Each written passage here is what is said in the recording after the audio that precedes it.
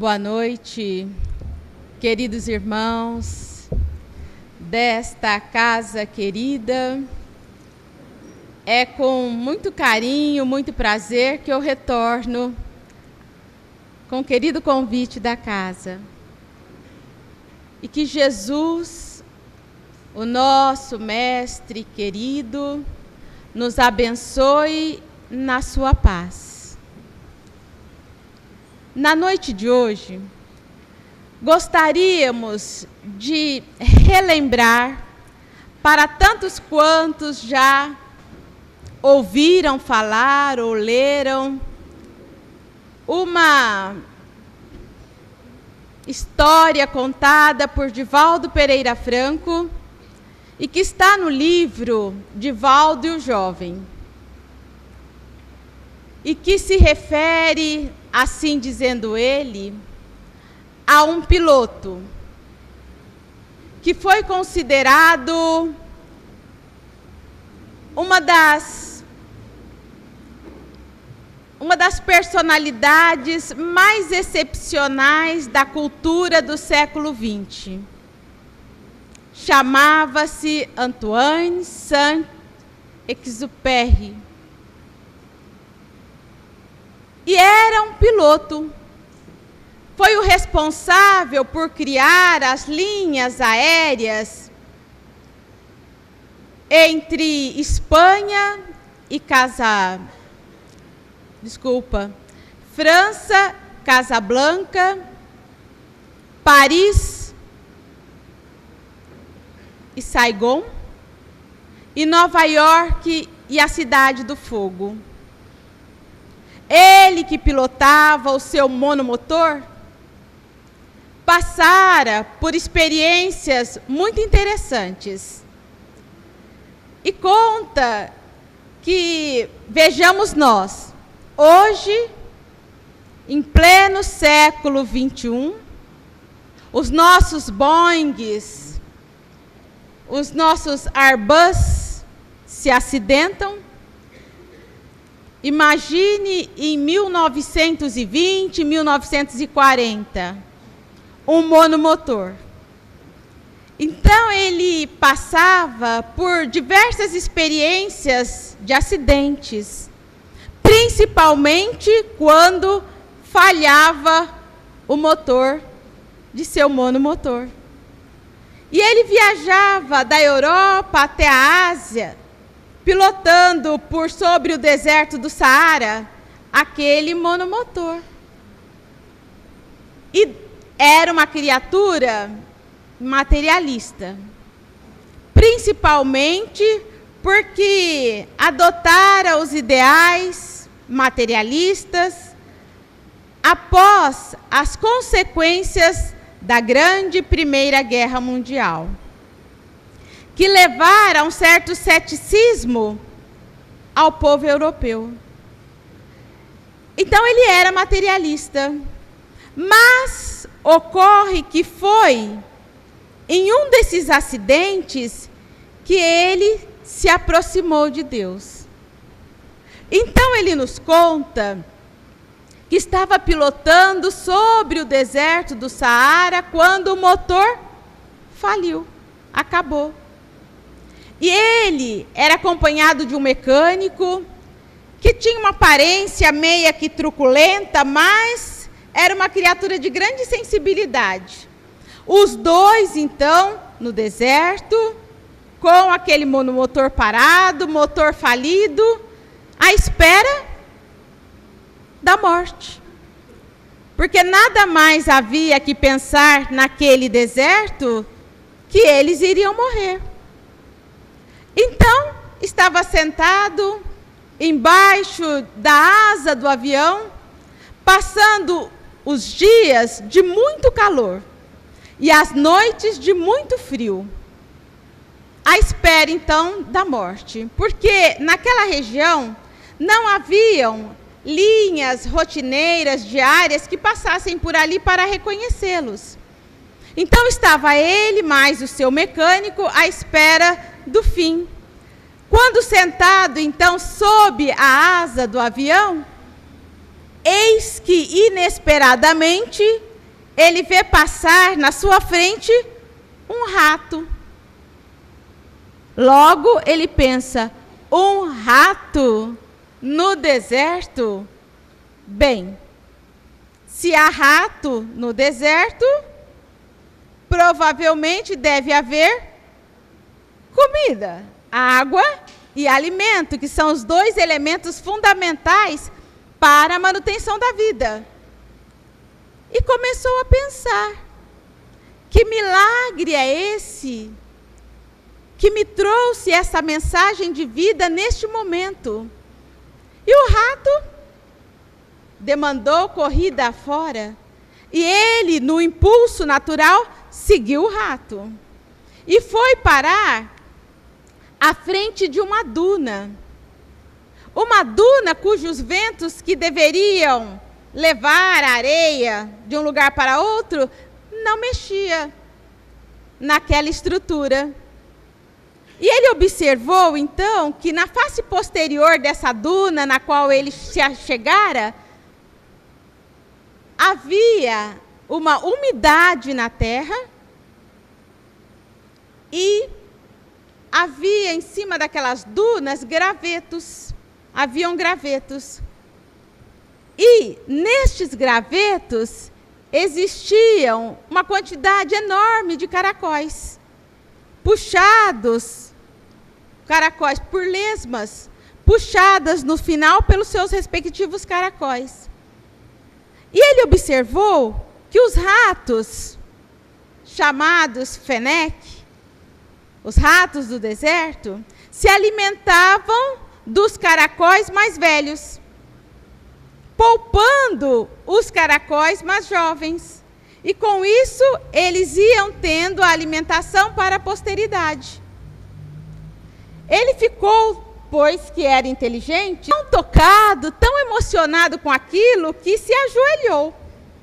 Ajoelhou-se e naquele momento proferiu uma sentida prece. Ligou-se-lhe momento ao Criador da vida, agradecendo por aquela mensagem de vida. E voltou-se então para morrer, como ele esperava. Mas agora ele estava mais fortalecido. Ele ia morrer mais fortalecido, mais robustecido por aquela mensagem que ele acabara de aprender, de receber. Quando ele vai chegando, se aproximando do avião, eis que ele vê o seu mecânico fazendo um sinal, balançando o lencinho que ele prendia no pescoço. E ao chegar-se bem próximo, o mecânico, seu amigo, lhe disse: não me pergunte como nem porquê, não saberia explicar. Mas acidentalmente eu fui girar a hélice e o motor pegou. Saiamos então daqui. Entraram no avião e saíram. Conta que o tempo passou. Então, a Espanha governava o general Francisco Franco. E ele resolvera expor os seus ideais de totalitarismo, e daí surgira a Revolução Francesa. Antoine, desejoso de ajudar o povo espanhol, aliou-se a eles para defenderem a causa democrática. Mas ele era um escritor, além de piloto. Ele acabara de publicar 2 obras, entre elas Voo Noturno. E como era mais poeta do que soldado, ao arregimentar-se junto com o povo para defender a democracia, na primeira refrega caiu nas mãos dos soldados, do militarismo. Fora então preso e colocado numa masmorra infecta, imunda, no subterrâneo, de uma estrutura, de uma construção medieval. Fora-lhe tirado tudo. Tiraram-lhe os pertences, tiraram-lhe a roupa, perdera tudo.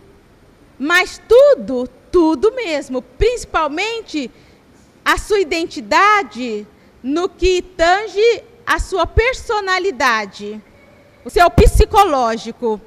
Pois que tiraram-lhe tudo, a roupa, os pertences, e colocaram-lhe uma veste imunda, e tiraram-lhe o nome. E colocaram nesta roupa de prisioneiro político um número. Então agora ele deixava de ser Antoine Saint-Exupéry para ser um número. Perdera completamente a identidade. E adentrar, então, numa cela infecta onde fora jogado, só que ele era uma criatura sem religião, sem princípios espiritualistas. E usava como fuga uma bengala psicológica, que era o cigarro. E começou, então, como se fora uma forma natural, quase que instintiva, bater no bolso da sua roupa para ver se ele achava o seu cigarro. Aí lembrara que fora lhe tirada a roupa, então não haveria cigarro. Mas era a sua bengala psicológica, lhe ajudava a viver. É quando ele olha para o chão, começa a procurar, e encontra o que eles chamam de bituca, é isso, uma bituquinha de cigarro, um cotoquinho, amassado, alguém pisou. Ele pega, molda de novo essa bituca de cigarro e coloca nos lábios. E aí ele, de novo, vai procurar o quê? O fogo, o fósforo. Não tinha. E entra num dilema, porque é muito difícil você querer realizar algo que não pode ser concretizado. Mas ele olha atrás da grade e ali está um soldado. E ele pensa, quem sabe eu pedindo a ele, ele me fornece o fogo. E tentou falar com o soldado, que era um homem jovem, que estava no outro lado da grade. Ele também era jovem, só que ele era mais experiente da vida. Mas o soldado, na qual ele tenta a conversa, tenta um diálogo, fica ou parece-lhe petrificado. Era um morto que respirava. Não responde, nem se vira para olhar para ele. Ele começa a pensar e fica olhando para o soldado. De repente, por um movimento talvez brusco, algum barulho que impressionou um pouco mais o soldado vira-se e olha para ele. Esta mensagem, essa história que Divaldo conta, chama-se Uma Vida por Outra Vida. O soldado olha para ele olha para o soldado e sorri. Um sorriso que, a princípio, é um sorriso tímido, um sorriso meio quieto. E o soldado fica olhando sério. Ele continua a sorrir para o soldado. E aí ele vai relaxando, e aí o sorriso passa a ser mais espontâneo, e ele continua a sorrir. E o soldado olha para aquele homem sem conseguir entender. Mas este deve ter pensado, como ele diz no livro, este homem é um louco. Porque está indo para os caminhos, corredores da morte, e está a sorrir. E ele está sorrindo agora, de uma forma tranquila, vivaz, alegre. E ele pergunta para o soldado, você tem fogo? O soldado se aproxima com a metralhadora, com a arma que ele tem nas mãos, coloca a mão num dos bolsos, pega um isqueiro, atrita e acende o cigarro. Aí ele olha para o soldado, ainda sorrindo, e diz: você tem filhos? O soldado diz: tenho, eu tenho filhos. Ele diz então: eu também tenho filhos. Você é diferente de mim. E sabe qual a diferença entre você e mim? Você daqui a pouco vai sair desta sala, deste ambiente, vai para a sua casa. E lá irá abraçar os seus familiares, os seus filhos, a sua esposa. Eu também tenho filhos. Só que nunca mais eu irei abraçá-los. Você sairá daqui e se unirá à sua família. E sabe por quê? Eu adotei os ideais da verdade na hora errada. E você adotou os ideais da mentira e do crime na hora certa. Porque ele era um funcionário do governo militar. Então, por eu ter adotado os ideais de respeito e os ideais corretos na hora errada, eu estou aqui. E você irá abraçar os seus. Você sabe que eu sequer tive condições de dar o último abraço nos meus, de me despedir deles. Então, quando você estiver abraçando os seus familiares, os seus filhos, diga a eles que você conheceu um homem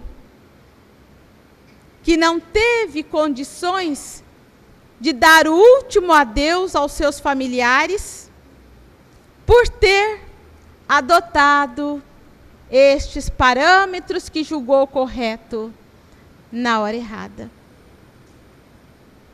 Ele vai falando e de repente nota que o soldado está chorando. E observa, além disso, que o soldado está manipulando agora aquele molho de chaves e chega próximo da cela e abre a cela. Ele pensa então: agora ele vai me matar, porque eu ousei falar. Ele vai me matar. Eu sou um preso político. Ele abre a cela, pega-lhe pela roupa, tira-lhe da cela e vai empurrando através daqueles corredores frios, daquela cela infecta que ainda tinha o cheiro dos cadáveres recém-colocados ali em decomposição. Aquele cheiro infecto que inunda todo aquele ambiente, ele passa por aqueles corredores e é jogado para fora. Quando ele vê, ele tem as baforadas de vento roceando-lhe a face. Ele sai, o soldado aponta-lhe para o horizonte e diz: vá.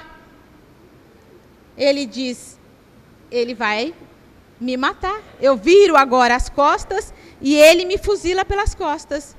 Mas ele foi afastando, mais de costa. Afastando, afastando, até que o soldado se vira e vai para dentro da prisão. Ele então vai, volta para casa, volta para a sua casa, sabendo que aquele soldado iria ser morto. Porque não existe um prisioneiro de guerra ser solto por um soldado. E foi o que aconteceu. Aquele soldado fora fuzilado e ele fora solto. Estava agora em sua casa. Passara-se um tanto de tempo. E ele, naquele momento em que estava preso na cela, ele pensou como a vida e a morte estão tão próximas. Porque por 2 vezes ele estivera entre a vida e a morte. Como viver e morrer estão tão próximos do ser humano, do nosso organismo. E fora, então, e publicou outros livros, escreveu outros livros, sendo que um deles, um dos últimos que ele escreveu, se tornou um best-seller da literatura internacional, mundial, que foi O Pequeno Príncipe. Então nos conta Divaldo, como um sorriso pode mudar a vida das criaturas. Como um sorriso pode salvar vidas. Um sorriso. Mas não só um sorriso. Pode ser também uma palavra. Pode ser um gesto. Pode ser um pensamento. Uma prece. Salvam vidas. Como conta a história de Antoine. A vida salva por um sorriso, uma troca de olhares. E a doutrina espírita é essa mensagem de alegria, nos fala Allan Kardec. A doutrina espírita nos trouxe a boa nova. E a boa nova do Cristo é uma mensagem de alegria. É uma mensagem de sincera alegria. Porque, vejamos nós, alguém que vá dar uma boa notícia, não sorri. Eu encontro com o Aguinaldo e falo, oh, querido, você não imagina o que aconteceu. Aquele meu probleminha de saúde no rim, sarou. Eu estou bem. Vocês já viram alguém dar uma notícia assim, carrancudo? Triste? Uma boa notícia sempre é vinculada a um sorriso, a alegria. Nossa, vou contar a vocês. Minha filha, e isso é verdade, está cantando que é uma beleza nos Estados Unidos fazendo um curso. Eu sou mãe, coruja, fico alegre. E eu passo essa notícia com alegria. Porque brinco até que, na realidade, o meu segundo sonho de consumo seria ser cantora. Acho que eu gosto de microfone. Então, de qualquer forma, eu estaria aqui no microfone. Não deu para ser cantora, eu vim para a palestra espírita. Mas é uma notícia que a gente passa com carinho, com emoção, com alegria. A minha filha está na escola e canta, que é uma beleza, que é uma maravilha. Tem uma voz de rouxinol. Eu falo feliz. É uma boa notícia. O Evangelho nos traz a boa notícia do Cristo e a notícia, a boa nova, é de alegria, de extrema alegria. Por isso que molda o coração das criaturas, que vincula-as no bem, alegre, feliz. Muda o clima. Este clima é todo de alegria. E Allan Kardec, então, traz-nos esta mensagem de alegria ao coração, pedindo-nos, transferindo-nos, para que possamos já ser alegres e sorrirmos em meio a toda a nossa problemática de vida que cada um temos que enfrentar. São os nossos desafios, são as nossas experiências. Independente se são calúnias que doem mais ou que doem menos, problemas difíceis de cada dia, problemas que temos que aprender a superar e a sorrir para a vida. E a mudarmos, porque muitas vezes com um sorriso nós salvamos a nossa própria vida. E essa mensagem, então, Allan Kardec trouxe-nos do Cristo para para o nosso dia a dia. E nos diz, então, a literatura espírita, numa das questões formuladas aos espíritos, alguém que dê a sua própria vida por outra vida, comete o suicídio? E os espíritos respondem, se não há intenção de matar, se não há intenção de matar-se, se a intenção é de ajudar, é uma das atitudes mais nobres e dóceis que a criatura humana pode realizar. O dar a sua vida por outra vida. Porque dar coisas é fácil. Nós damos do que nos sobra. Nós damos o dinheiro, nós damos o alimento, nós damos a roupa, mas dar-se é um pouco mais do que dar. Dar coisas é uma coisa. Dar-se é outra coisa. Então, dar-se por outra criatura, em qualquer circunstância que seja, é nobre. E só os grandes luminares, almas luminares, como foi a deste soldado, que muito provavelmente não conhecia ainda a boa nova do Cristo, não conhecia, a lição de Allan Kardec. Muito provavelmente ele não leu o livro do Evangelho segundo o Espiritismo, ele não lera o livro dos Espíritos, mas provavelmente ele conhecia a mensagem do Cristo. A mensagem de amor do dar-se por outra criatura. Esta é a mensagem do Cristo. E nós vamos observar dentre os inúmeros luminares que apareceram na história do cristianismo, nós vamos nos lembrar de lembrarmos-nos dele, da obra Paulo Estevão. Estevão, o próprio, o grande revolucionário do Evangelho, junto com Paulo, o Evangelho do Cristo, Estevão. Estevão, que vocês vão se lembrar comigo, quando estava lá preso, algemado, vendo à sua frente o seu pai sendo vitimado pelas cordas que vergastavam na tortura, cuja ponta existia um aparelho de metal. Em uma dessas vergastadas, a ponta de metal rompe-lhe uma artéria no pescoço e ele começa a esvair-se em sangue. Então, Estevão vê o pai esvaindo-se em sangue, agonizante à sua frente. Ele observa a irmã, que vai sendo conduzida para fora do corredor para um destino sem conta,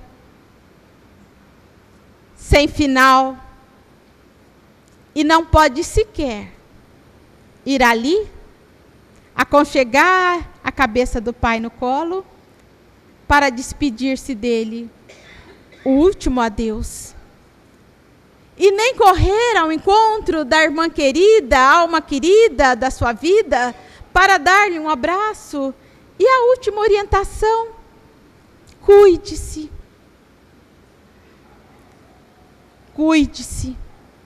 Não se perca. Sem poder ter esse contato do último beijo para a irmã querida. Quando os seus olhos estão transbordantes de lágrimas, um dos maiores sofrimentos de sua vida, ele começa a se agitar para tentar soltar as cordas, para ir até os queridos da sua vida, mas ele não podia. Quanto mais ele se atritava, maiores eram as lesões dos ferros na sua carne. Ele então se lembra do que sua mãe houvera lhe dito quando era criança. A criatura, acima de tudo, deve amar a Deus. A criatura, acima de tudo, deve amar a Deus. Daí, Deus é o Ser Supremo. Deus é o Pai. Com Deus está tudo certo. Se amamos a Deus, não nos revoltamos. Se amamos a Deus, paramos, reflexionamos e resignamo-nos. Esta palavra resignação é muito forte, é muito profunda. E ele, neste momento, amou a Deus sobre todas as coisas. E teve forças para reconstituir-se em fé, em coragem, e continuar a luta. Aí, ele é levado para a cela, as feridas se cicatrizaram em 1 mês, ele foi levado, então, para aqueles que remavam, naquelas equipes que faziam suas longas viagens, sempre com comportamento de ânimo exemplar. Em uma destas viagens, a embarcação recebera uma pessoa ilustre, lembram? Sérgio Paulo, um romano ilustre, que se adoentou, no qual ele foi escolhido para dar assistência àquele rapaz romano importante, que houvera pego uma doença contagiosa, uma peste, que iria levá-lo à morte. Cuidou do rapaz até que ele próprio pegou a doença, adoeceu. Muitas vezes quem cuida do doente adoece. Ele adoeceu. Para não ser jogado ao mar, fora jogado então no porto de Jope. Ali fora socorrido, levado para a casa dos irmãos do caminho. Do porto de Jope para Jerusalém. E em Jerusalém conhece Simão Pedro. Passa muitos dias delirando, mas nos seus delírios, nos delírios, as criaturas expressam o que tem. Quem não tem nada, ou quem tem coisas ruins, expressam coisas ruins. Falam palavrões, ditos inescrupulosos. Agora, quem tem coisas boas, dita coisas boas. Então, no momento em que Estevão delirava, saía-lhe do peito, através da voz, as profecias de Isaías. Então, nos seus delírios, naquela febre, ele ditava e Simão Pedro ouvia as profecias de Isaías. Tanto que Simão Pedro ficou emocionado. De onde vem esse jovem com esta capacidade, com este conhecimento? E quando Estevão, então, recobre a lucidez, eles estão a conversar, Simão Pedro pergunta-lhe: mas, meu jovem, de que tribo és? Com este conhecimento todo a respeito das profecias? Ele responde: meu pai era da tribo de Isacar. E ele, então, adorava Isaías. Meu pai lia os trechos antigos sem preferência.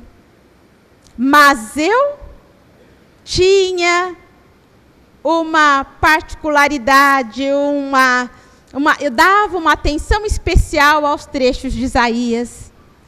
Porque Isaías fala do Messias que vai vir, no qual eu aguardo desde criança. O Messias que há de ajudar as criaturas a saírem deste estado miserável de condição espiritual em que se encontram. Porque o Messias virá para salvar as criaturas. Isaías dizia que ele viria. Então tomei-me de paixão por estas profecias.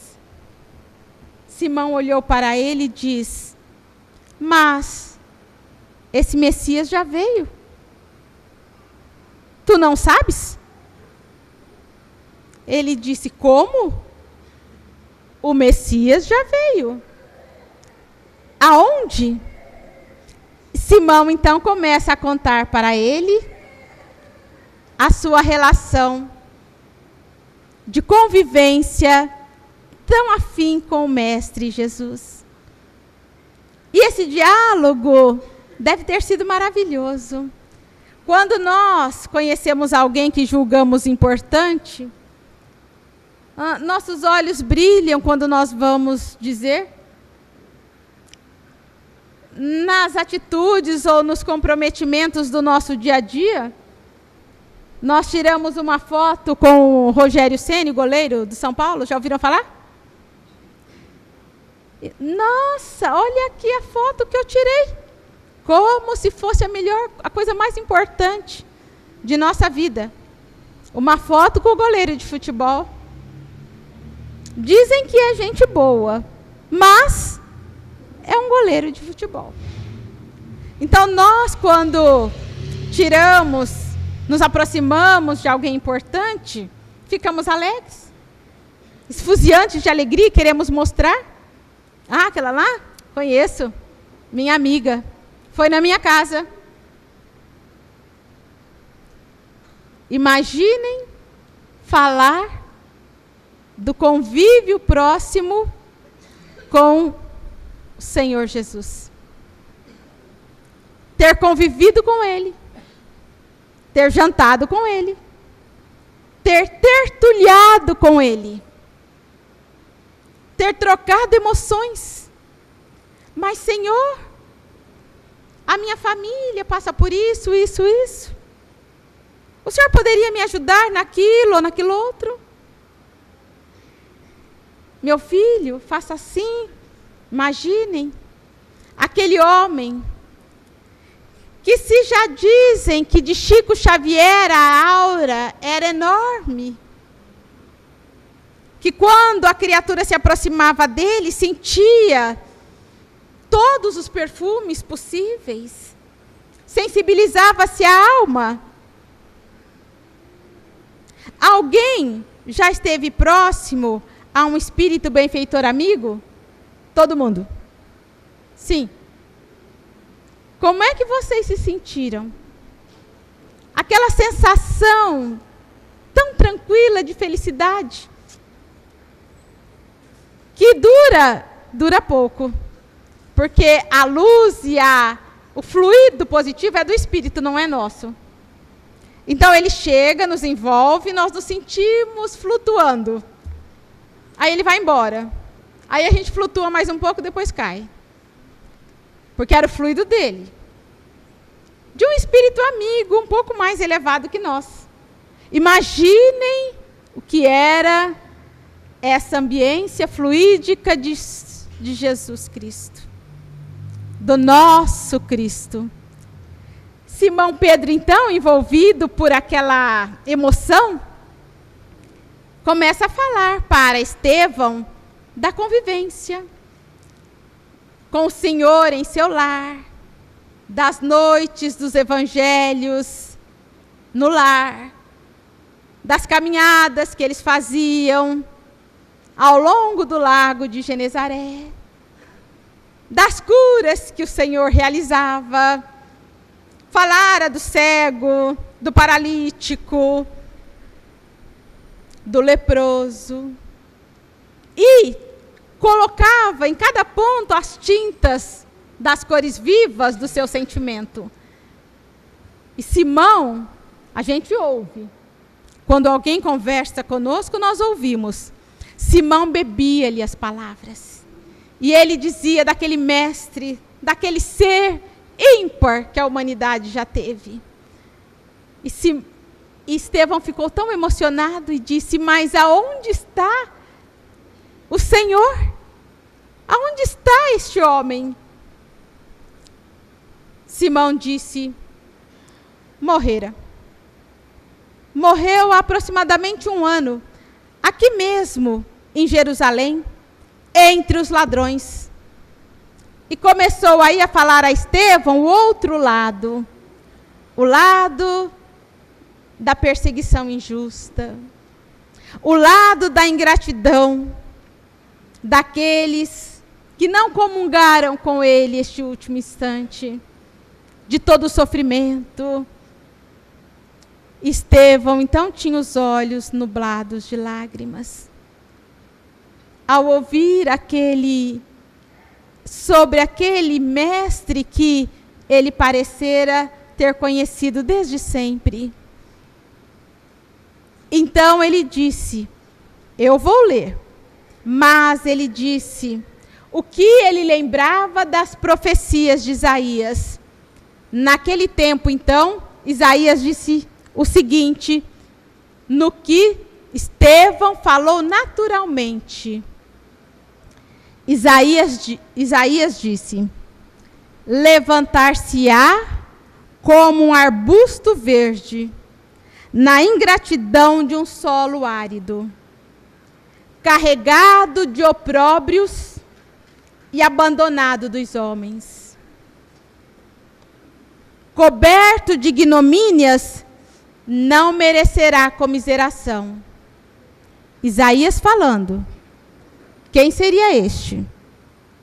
Será ele quem carregará o fardo pesado de nossas culpas e sofrimentos, tomando sobre si todas as nossas dores.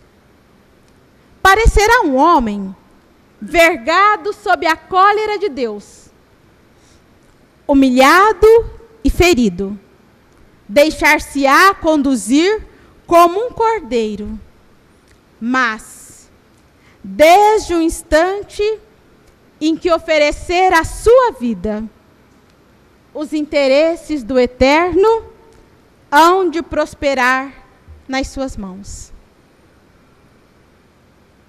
Falou para Simão. Era o mestre. Este era Jesus. Das profecias de Isaías que Estevão esperava. Simão, sensibilizado, disse-lhe, então aguarde um pouquinho que eu vou buscar agora os textos novos. E fora lá buscar os textos que Levi tinha escrito. E trouxe Mateus, os textos de Mateus, que era Levi. E deu-os então para que Estevão lesse. Estevão não leu, devorou, falando alto cada frase dos textos de Mateus. No momento em que tinha acabado de ler a última frase do texto, intensamente emocionado, ele disse, acabo de ter em minhas mãos o tesouro da vida. Desejo agora saturar-me desta luz. Sabe o que é saturar-se? Quando a gente se satura de alguma coisa, não cabe mais nada dela.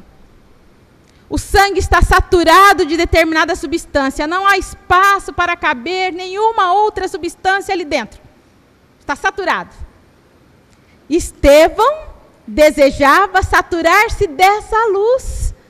Quer dizer, encher-se para não caber, não ter mais espaço aonde pudesse caber algo mais. Tamanha paixão pelo Evangelho. Tamanha paixão por aquele Cristo. E disse, agora é preciso ler com calma. Para aprender. Para se saturar. Este era um luminar. Que depois deu a sua própria vida pelas nossas vidas também. Como fez o Mestre na sua mensagem de alegria que trouxe para nós. O valor destas criaturas luminares. Mas, Simão, eu vejo que vocês ajudam a todas as criaturas sem perguntarem nome, sem perguntarem profissão, de onde vieram, para onde vão. Porque, lhe disse Simão, o Mestre nos ensinou assim. Ele fez assim. E ensinou-nos que nós deveríamos também ser assim. O Evangelho, Moisés, foi a grande revelação da justiça. Mas o Evangelho de Jesus é o complemento do amor. O ensinamento alegre da doutrina do Cristo, para que nós também possamos, em várias situações, em várias experiências de nossas vidas, agirmos também com um pouquinho daquilo que absorvemos nesse Evangelho. São tantos os conhecimentos, às vezes perdidos, são tantas as nossas preocupações do dia a dia, mas nós não podemos desperdiçar o tempo que voa, que corre. E podemos fazer então, se não tudo, porque é difícil nos tornarmos santos do dia para a noite, mas aos poucos podemos ir concretizando este ou aquele detalhe da boa nova em nós. Esta mensagem de alegria para nós. E diante dos nossos desafios, dos obstáculos, das experiências, por mais difíceis, possamos elaborar da experiência de um Estevão, de uma Alcione de renúncia, alguma coisa, introduzir dentro de nós e fazermos, e trabalharmos. É impossível? É impossível? Podemos até dizer que pela nossa dificuldade ainda de assimilação das leis divinas, que como disse o Haroldo, estão todas aqui dentro de nós, que o Evangelho nada mais faz do que fazermos nos lembrar das leis que já estão aqui dentro. Tudo isso do Evangelho já está tudo aqui dentro. E podermos colaborar um pouco pela nossa própria melhoria. Um pouquinho mais de tolerância, né? Um pouquinho mais de paciência, um pouquinho mais de doçura nas nossas atitudes. Marido com a mulher com o marido. Uma frase mais doce. Bom dia, meu bem, tudo bem?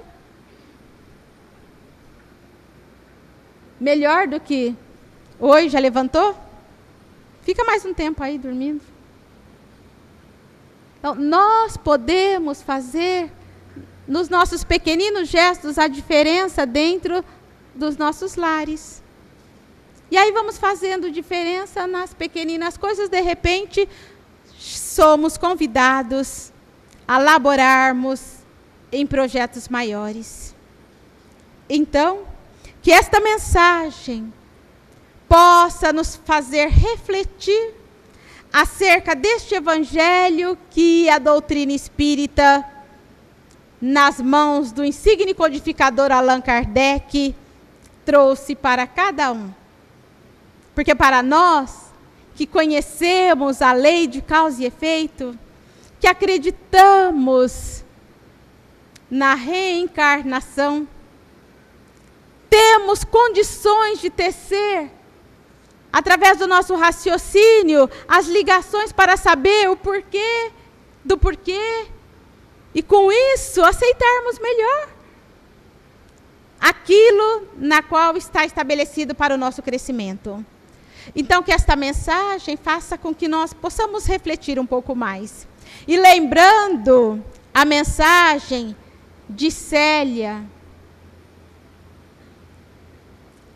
do livro 50 anos depois, quando está para desencarnar, com aquele grupo de crianças ao seu redor, ela diz: cantem, cantem, meus filhos, para que eu possa partir em paz. E as crianças, em forma de música, dizem: louvado seja, Senhor, na aurora cheia de orvalho, que traz o dia, o trabalho em que andamos a aprender. Louvado seja, Senhor, pela luz das horas calmas, que adormenta as nossas almas no instante do entardecer. Venha a nós do céu ditoso, ampara a nossa esperança. Temos sede de bonança, de amor, de vida, de luz. Na noite feita de calma, sentimos que és nosso abrigo. Queremos viver contigo.